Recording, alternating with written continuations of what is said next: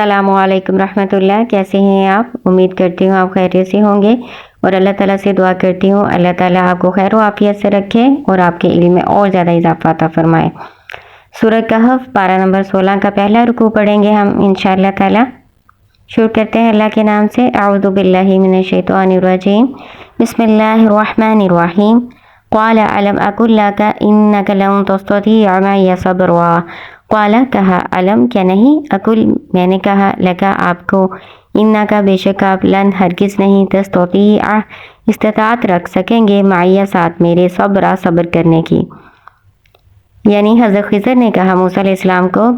ان کے سوال پوچھنے پہ، کیا میں نے آپ کو نہیں کہا تھا کہ آپ میرے ساتھ رہ کے صبر نہیں کر سکیں گے؟ قال ان سألتک عن شیء بعدها فلا تصاحبنی قد بلغت من لدنی عذرا۔ قال کہا، یعنی موسیٰ علیہ السلام نے کہا، ان سألتک اگر میں سوال کروں آپ سے، عن شیء کسی چیز کے بارے میں، بعدها بعد اس کے، فلا تصاحبنی پس نہ آپ مجھے ساتھ رکھیے گا، قد بلغت بلا شبہ آپ پہنچ چکے، من لدنی میری طرف سے، عذرا عذر کو۔ موسیٰ علیہ السلام نے حضرت خضر سے کہا کہ 2 سوالات میں کر چکا ہوں، اب آئندہ سوال نہیں کروں گا، لیکن اگر میں نے سوال کیا تو پھر آپ کے پاس عذر ہے میری طرف سے کہ آپ بے شک مجھے اپنے ساتھ نہ رکھیے گا۔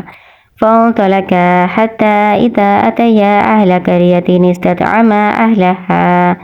أهلها فأبوا أن يضيفوهما فوجدا فيها جدارا يريد أن ينقض فأقامه قال لو شئت لاتخذت عليه أجرا۔ فانطلقا پھر وہ دونوں چلے، حتیٰ یہاں تک کہ اذا جب اتیا وہ دونوں آئے، اہل قریتی بستی والوں کے پاس، نستطعما ان دونوں نے کھانا طلب کیا، اہلہا اس کے باشندوں سے یعنی اس بستی والوں سے، فابوا پس انہوں نے انکار کیا، ان یضیفوہما کہ وہ ضیافت کریں ان دونوں کی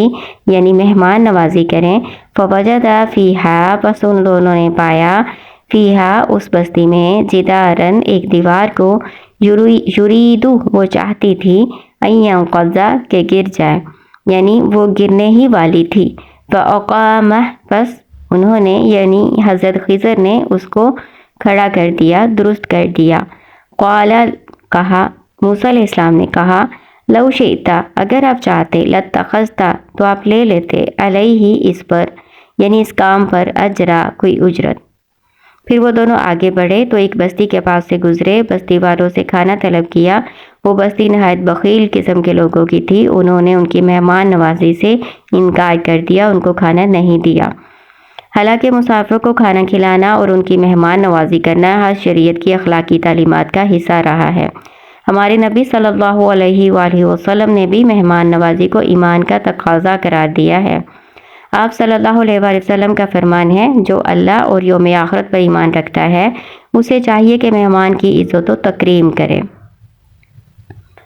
قال هذا فراق بینی و بینک سأنبئک بتأویل ما لم تستطع علیہ صبرا۔ قال کہا، ھذا یہ یعنی یہاں، فراق جدائی ہے، بینی میرے درمیان، و بینک اور تیرے درمیان، سأنبئک ان قریب میں خبر دوں گا تمہیں، بتأویل حقیقت کی، ما لم نہیں، تستطیع تم استطاعت رکھ سکے، علیہ اس پر، صبر کرنے کی۔ اب 3 سوالات پوچھ چکے تھے اور عذر بھی مکمل ہو چکا تھا، اس لیے حضرت خضر نے موسیٰ علیہ السلام کو کہا کہ میں تم سے اب جدائی اختیار کرتا ہوں، لیکن جدائی کرنے سے پہلے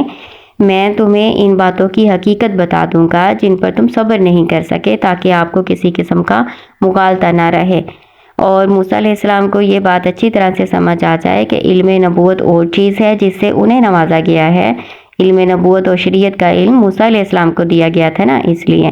اور بعض تکوینی امور ایسے ہوتے ہیں جو اللہ کی حکمت و معیشت کے تحت حضرت خضر علیہ السلام کو دیے گئے تھے، تو انہوں نے ایسے کام کیے تھے جو علم شریعت کے روح سے جائز نہیں تھے، اسی لیے حضرت موسیٰ علیہ السلام ان پر خاموش نہیں رہ سکے تھے۔ اما السفینۃ فکانت لمساکین یعملون فی البحر فاردت ان اعیبها وکان وراءهم ملک یأخذ کل سفینۃ غصبا۔ اما السفینۃ تو کشتی، فکانت بس وہ تھی لمساکین مسکینوں کے لیے، یعنی مسکینوں کی تھی، یعملون وہ کام کرتے تھے، فی البحر دریا میں، فعرضت پس ارادہ کیا میں نے ان عیبہا کہ اس کو عیب دار کر دوں، وکان وراءہم اور تھا ان کے آگے ملکن ایک بادشاہ، یا خضو وہ لے لیتا تھا کل سفینۃ ہر کشتی کو غصبا چھین کر۔ اب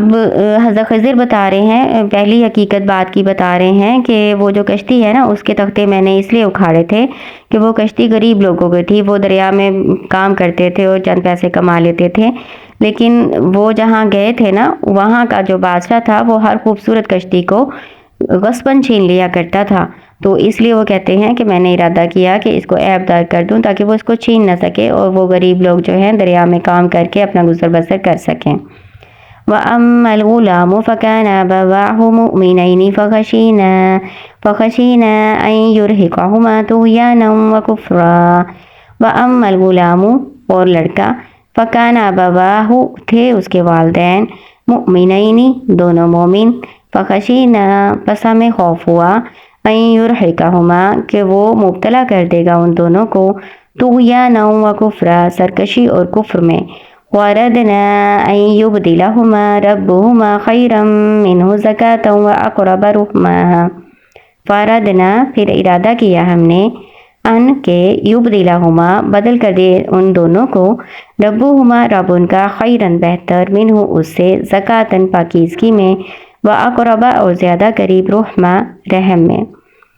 یہ دوسری وجہ حضرت خضر بتا رہے ہیں، کہتے ہیں کہ دوسری وجہ یہ تھی کہ وہ جو لڑکا ہم نے قتل کیا تھا نا وہ اس وجہ سے قتل کیا تھا کہ اس کے والدین دونوں مومن تھے، لیکن ہمیں خوف ہوا کہ وہ بچہ بڑا ہو کر اپنے والدین کو سرکشی و کفر میں مبتلا کر دے گا،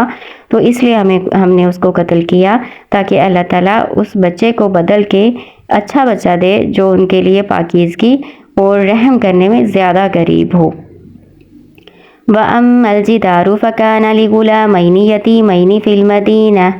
الْمَدِينَةِ وَكَانَ تَحْتَهُ كَنْزٌ لَهُمَا وَكَانَ أَبُوهُمَا صَالِحًا فَأَرَادَ رَبُّكَ أَنْ يَبْلُغَا أَشُدَّهُمَا وَيَسْتَخْرِجَا كَنْزَهُمَا رَحْمَةً مِّن رَّبِّكَ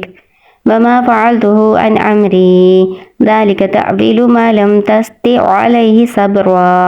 وَأَمَّا الْجِدَارُ بہرحال وہ دیوار، کانا پھر پس وہ تھی، لغلامین دو بچوں کی، یتیمین یتیم، فی المدینتی شہر میں، وکان تحتہ اور تھا اس کے نیچے، کنز لہما ان دونوں کا خزانہ، وکان ابوہما اور تھا ان دونوں کا باپ، صالحا نیک، فاروادا پس ارادہ کیا، رب کا آپ کے رب نے، ان یبلغا کہ وہ دونوں پہنچ جائیں، اشدہما اپنی جوانی کو، ویستخرجا اور وہ دونوں نکال لیں، کنزہما اپنا خزانہ، رحمتا من ربک رحمت آپ کے رب کی طرف سے، وما فعلتہ عن امری اور نہیں میں نے کیا اس کو یعنی اس کام کو، عن امری اپنی طرف سے، ذالک یہ تعویل حقیقت ہے، معلوم جو نہیں، تستطیع علیہ صبرا آپ نہیں استطاعت رکھ سکے اس پر صبر کرنے کی۔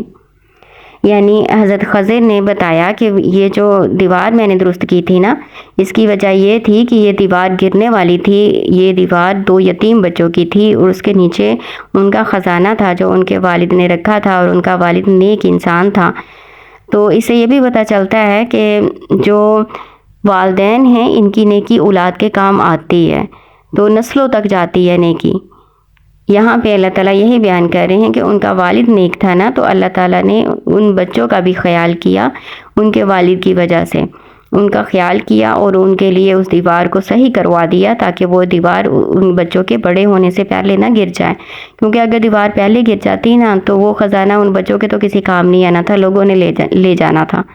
تو اس لیے اللہ تعالیٰ یہ چاہتے تھے کہ جب بچے بڑے ہوں، نوجوانی کی عمر کو پہنچ جائیں تو پھر وہ اپنا خزانہ نکالیں تاکہ وہ ان بچوں کے کام آ سکے۔ حضرت خضر نے موسیٰ علیہ السلام کو ان ساری باتوں کی حقیقت بتا دی جن پر وہ صبر نہیں کر سکے تھے، اور ان کو یہ بتایا تھا کہ یہ سارے تکوینی امور ہیں جس کا علم اللہ تعالیٰ نے ان کو عطا فرمایا ہے، اور یہ کام انہوں نے خود سے نہیں کیے، اللہ تعالیٰ کے حکم کے مطابق کیے ہیں۔ بظاہر تو یہ خلاف شریعت نظر آتے تھے، لیکن اللہ تعالیٰ کے احکامات کے مطابق ان کو انجام دیا گیا تھا۔ جیسے تکوینی احکامات کے تحت کوئی بیمار ہوتا ہے، کوئی مرتا ہے، کسی کا کاروبار تباہ ہو جاتا ہے، قوموں پر عذاب آتا ہے، ان میں سے بعض کام بعض دفعہ باذن الہی فرشتے ہی کرتے ہیں، فرشتے ہی انہیں انجام دیتے ہیں، لیکن اللہ کے حکم سے کرتے ہیں۔ تو آج تک یہ خلاف شریعت نظر نہیں آئی کسی کو۔ اسی طرح حضرت خضر کے ذریعے سے وقوع پذیر ہونے والے تمام واقعات کا تعلق امور تکوینی سے ہے، اس لیے انہیں شریعت کی ترازو میں نہیں تولنا چاہیے، یعنی اسے شریعت کی نظر سے نہیں دیکھنا چاہیے۔ شریعت کی نظر میں تو یہ سارے کام جو ہیں وہ غلط نظر آتے ہیں، لیکن یہ تو اللہ کے حکم سے کیا نا۔ لیکن آج کوئی شخص اس قسم کا دعویٰ نہیں کر سکتا جیسے حضرت خضر نے کیا ہے کہ حضرت خضر تو اللہ تعالیٰ کے حکم سے کرتے رہے نا سب کچھ۔ کوئی بندہ کہے کہ مجھے بھی اللہ تعالیٰ نے اس طرح کا علم عطا فرمایا تو میں بھی کسی کو مار دوں، میں بھی کسی کو قتل کر دوں، کوئی کام خلاف شریعت کر دوں، اور میں کہوں کہ مجھے اللہ تعالیٰ نے ایسا حکم دیا ہے، تو ایسا نہیں ہو سکتا، کیونکہ یہ معاملہ حضرت خضر کا تو قرآن سے ثابت ہے نا، تو ہم اس کا انکار نہیں کر سکتے۔ لیکن کوئی اور بندہ اس طرح کا نہیں کام کر سکتا۔ ہمیں امت مسلمہ کو نا شریعت کے مطابق ہی عمل کرنا ہوگا۔